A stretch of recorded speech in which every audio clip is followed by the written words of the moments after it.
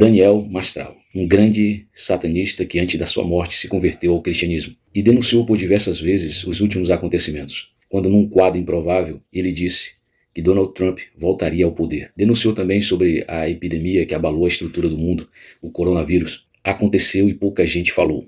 Logo na semana do Tratado de Paz entre Estados Unidos e o povo do Oriente, as nações que, desde o início, estão em confronto com os judeus, paz essa que durou pouco tempo, como descreve a Bíblia, por coincidência, por semanas, mas que Daniel Mastral já havia previsto.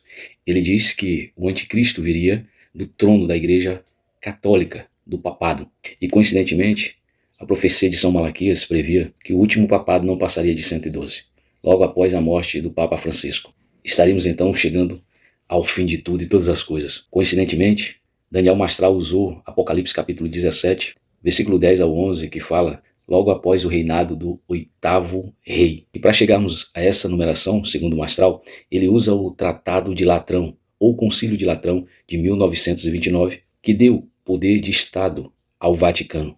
O Vaticano então se torna um Estado e desde então, de 1929, não contando com o Papa que estava sendo regente na época, que era o Pio X, de lá chegamos então ao número perfeito de hoje, o 8º rei, o 8º Papa. Daniel Mastral ainda exemplifica seus argumentos dizendo que sobre o Vaticano, esse Estado que foi criado em 1929 pelo Concílio ou Tratado de Latrão, está cercado por 7 montes, e ele diz que a meretriz que está sobre eles é a igreja profanada. E o que deixa a gente mais atento às palavras de Daniel Mastral é ele exemplificar dizendo: do trono da igreja papal virá o anticristo. Ele será tão poderoso que todos os homens da terra o ouvirão.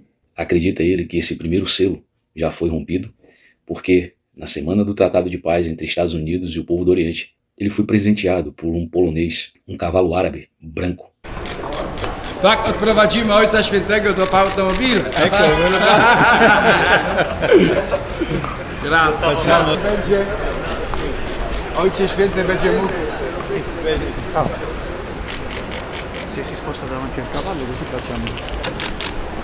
Que fala sobre o anticristo, que embora tenha um arco, que simboliza um instrumento de guerra de longo alcance, todavia não traz sobre ele a flecha, porque, embora tenha um poderio de guerra, ele vai trazer uma falsa paz. Os 3 anos e meio governará uma falsa paz. E o mais assustador de tudo isso é o nome do cavalo. Se chama Pronto, que em grego significa o primeiro ou o início.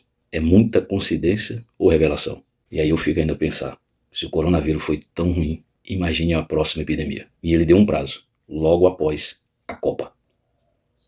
Vamos orar, meu irmão.